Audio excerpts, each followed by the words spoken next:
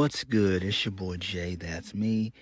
Let's dive into NXT from January the 21st, 2025. A pretty okay show for the most part. We are a few weeks away until Vengeance Day, which is going to be taking place on February the 15th. So we're about a good 4 weeks away.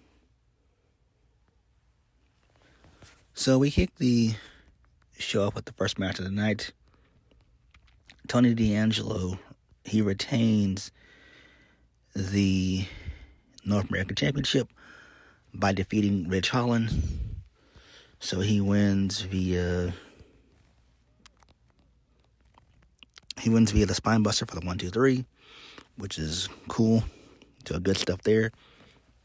I think it's time for Ridge Holland to either go back to the main roster or they could use him in TNA, have him be on an excursion in TNA for a little while. He needs a change of scenery because Ridge has lost a lot.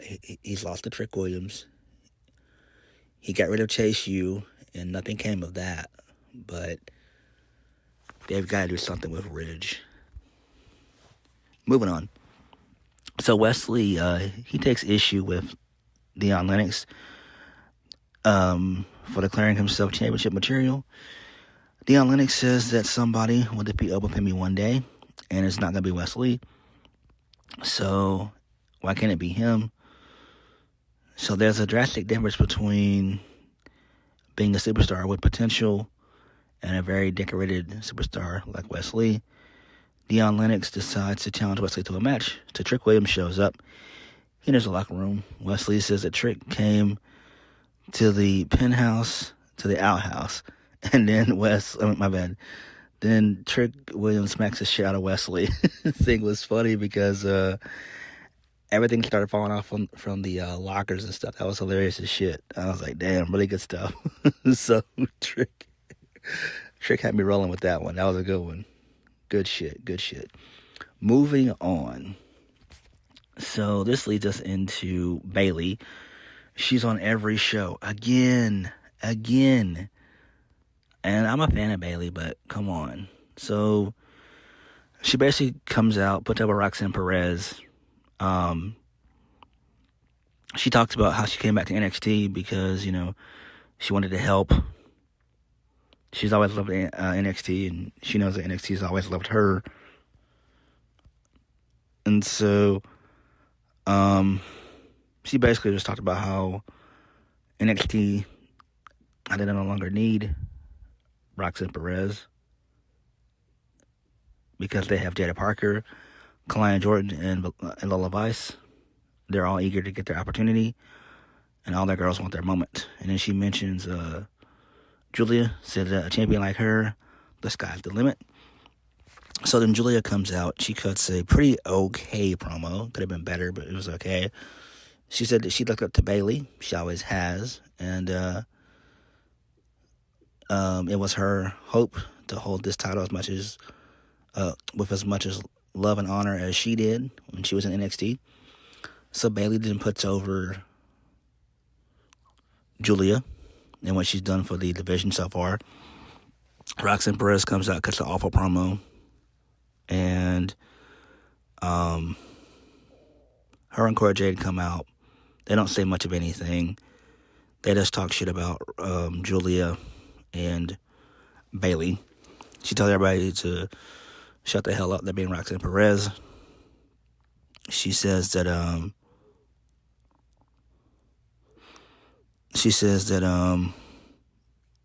she put Bayley over and everything else.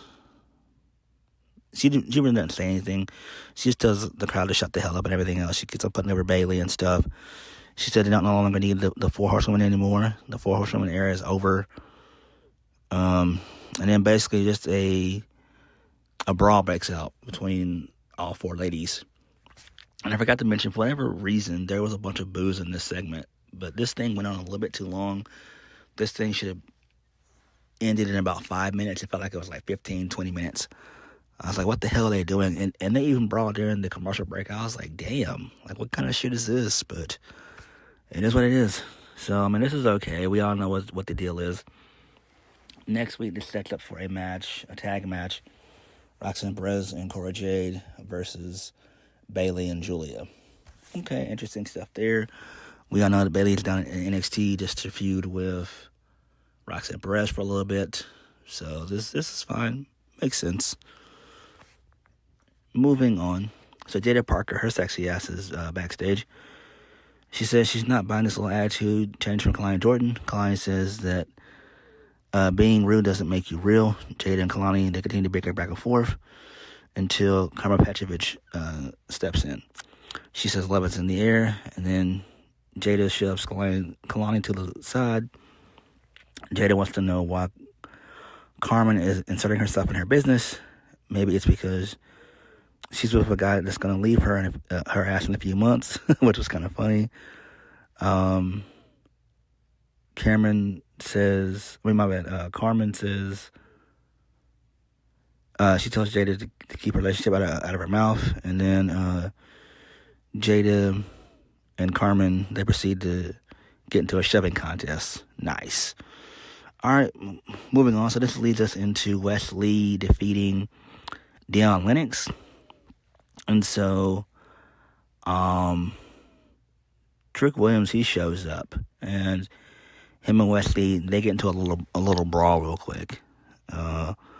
Wesley says he's going to take care of Trick Williams, and then, like I said, he gets in the brawl, and then Trick Williams does a shoulder bump to Deion Lennox, which was funny, and Deion Lennox was like confused as shit. He didn't know what the fuck was going on.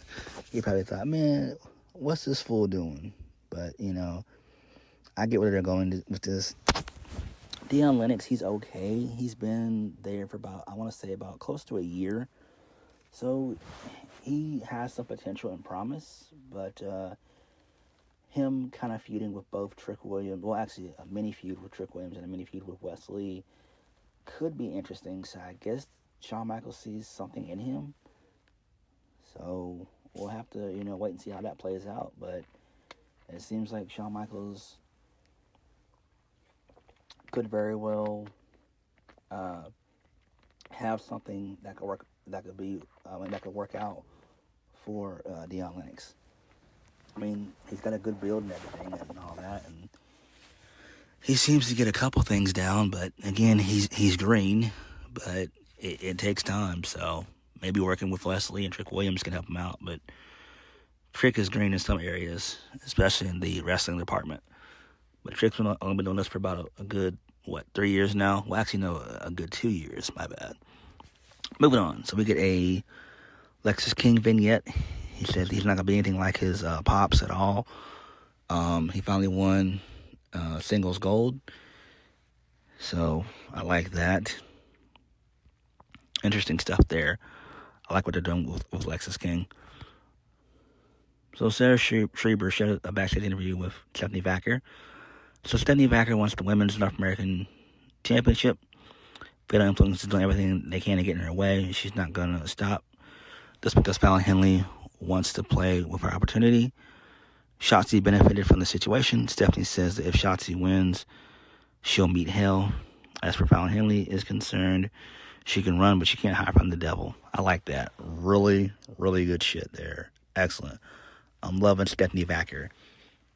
I think what they should do with Fatal Influence is kind of disband them around Vengeance Day. So that's what I would do. Have Fallon Henley lose to Stephanie Vacker. And then that's when you send Fallon Henley and JC Jane both to the main roster. It's time. And maybe you replenish them with somebody or a couple people on the main roster that aren't doing anything. Maybe like a Blair Davenport or somebody like that. You send her down along with somebody else to kind of mentor Jasmine Nix. That's what I would do. Because both JC Jane and Fallon Henley, they've been there for about a good 4 years. So it's time for them to move on and graduate, That's just the way I see it. JC Jane's been ready. Same thing with Val and Henley. You know, they both have okay characters and whatnot. They both look pretty attractive, and they're both okay in the ring. And they both have pretty good character work. So they should be fine on the main roster. But we have to wait and see how that shit plays out. Moving on. Lexis King versus Charlie Dempsey. So this goes 4 rounds.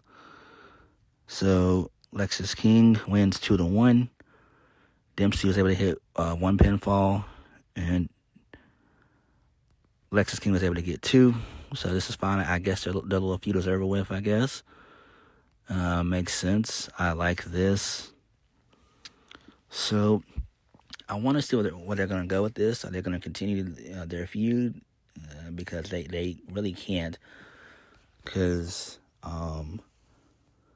Lexis King didn't cheat at all. So he won via the... No, actually he did. My bad. I'm sorry. He did low blow Dempsey in the back. So he's just being a conniving heel. Okay, that's fine. Makes sense. He does work better as a heel. But eventually, he is going to have to play into that babyface demeanor. Everyone has to do it. So hopefully in due time he can come into that. But as of right now, I do like Lexis King. I like this. So good stuff there. This is probably not over.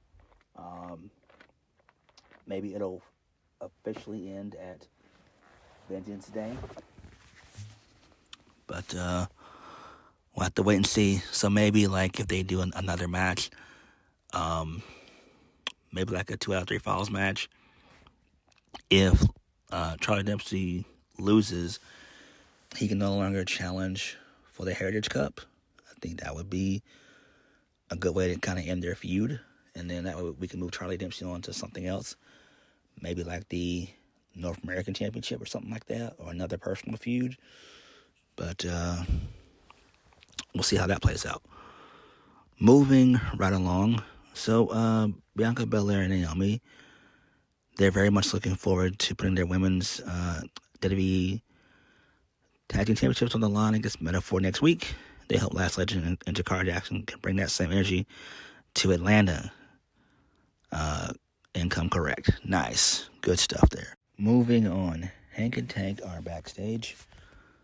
So they're not happy that Andre Chase walked out on their match recently. Andre Chase tells Hank and Tank to break up already. All tag teams just end up in heartbreak. They should be looking out for themselves. Andre Chase gets really depressed after Kel Dixon tried to cheer him up while watching old Chase U highlights. Okay, this is interesting. I like where this is going. I still want them to bring back Bodie Haywood. He's been gone for about a good 2 years now. I remember he got released. I believe that was in the middle of 2022 or early 2023. But he's been gone for quite some time. I'm hoping that they could bring him back. We have to wait and see how that's going to play out. But this is interesting. But I do agree with what Andre Chase said, though. It's 1,000% correct. Moving on. So, Karen Petrovich, she defeated Jada Parker because Kalani Jordan, she got involved. So I guess they're still trying to slowly but surely turn Kalani heel, which is fine. You know, like I said, it makes sense. It seems like they're going to go into a feud with, Jada Parker and Kalani. Should be fun. Down for it. Let's go. Moving on. The Metaphor, they're looking forward to bringing that action to Atlanta, to Bianca Belair and Naomi next week. Jakara Jackson says when they become the WWE Women's Tag Team Champions, Zarya and Saruka can get a shot at those titles. Gigi Dolan and Tatum Paxley are also hoping that the Metaphor brings the titles back to NXT. And you know what? They should. Main reason is that way they can continue to progress the heel turn of Bianca Belair. My bad, not Bianca Belair, but damn it, to progress the heel turn of Naomi. So maybe that should start on NXT television. Maybe. I don't know, but it does need to happen. At some fucking point, it needs to happen. Because that story now needs to move on. It's been dragging for a minute. For a hot minute. A good month and a half. And it's time for it to grow some legs and continue to crawl on. And move on. Moving on. So, Brooks Jensen and Nico, they defeat the family, which is Stax and Lucy Cristofano, because Sean Spears Slam showed up, and he got involved, and they served as a distraction, because Izzy Dame came out there and everything else, and she was just talking to Tony D. So that makes sense. This is interesting. We all know that this is going to be a ruse. We all know that Izzy Dame is going to align herself with that sack of shit, Sean Spears and company. So it is what it is. Do I care? Not really. Moving on. Sarah Schreiber had a backstage interview with Fraxium. Fraxium says that the way things are going as of late, you can never know who'll be coming after their NXT Tag Team Championships. Nathan Frazier says that they're the best tag team in the world, and that they plan on proving it this Thursday at TNA against the Rascals. So, lame ass Josh Briggs and Oramora, they show up. They claim that they have the next shot, and they don't care about Fraxium's field trips to TNA. Nathan Frazier says that there's a difference from wanting a tag team title shot and earning one. Who did they ever beat? And then there was a massive brawl involving Josh Briggs and Inamura and OTM. I don't give a single fuck about this shit either. I just don't. Moving on. So this leads us into the family. So they want to know why Don was not out there during their match. The Don says that he was distracted by Izzy Dame, who can't keep her mouth shut. Stax has been the underboss for 2 years. He doesn't need the Don holding his hand. I would agree. I would agree with Tony D's statement. Exactly. It makes perfect sense. Like, he should have known better. Stax should have known better than this shit. Like, come on, bro. You've been on this shit for 2 years. Do your job better. Come on, Stax. You're fucking up, man. You're fucking up. Moving on. So Javon Evans, he's backstage. He's back again. Still has his jaw wired shut. So Ava says that Javon Evans says that he's not medically clear for competition yet. But Cedric Alexander, he is. And he has his hand taped up. So Cedric says he'll get Ethan Page next week for the both of them. So A-Town Down Under, they show up. They join the conversation. Austin Theory says that Ava is doing an amazing job as general manager. Grayson Waller points out that Ava is the final boss of NXT. Theory likes Ava way more than The Rock. Grayson Waller wanted to thank Ava for granting them the opportunity to have the winner of tonight's main event be on a special guest edition of the Grayson Waller Effect next week in Atlanta. They're a big deal in ATL, and they request special security. Okay. Okay, I guess. Should be funny. Should be fun. But I don't know why A-Town Down Under were brown-nosing Ava. That's not good. That's not a good look. But it is what it is. Moving on. So Ethan Page cut a promo. He said he didn't want to do that to Dante. He was riding high, shaking hands with the final boss. He said, Dante, you want to stand on some moral ground. Now you can't stand at all. Still hear the echoes in his head. He never knew he would enjoy the sound of human bones breaking. If you're screaming out in pain, just like Cedric Alexander and just like Javon Evans, now Javon, you must never want to speak normal again. Why else would you get in the ring in the state that you're in? I blasted you in the face one time and I drew blood. This is your last warning. The next time we cross paths, it won't be just one punch. I won't stop. Nice. Really good sadistic shit here. I like what they're doing with Ethan Page. I like it. He's more of a serious, demented psycho, and I love that type of character work.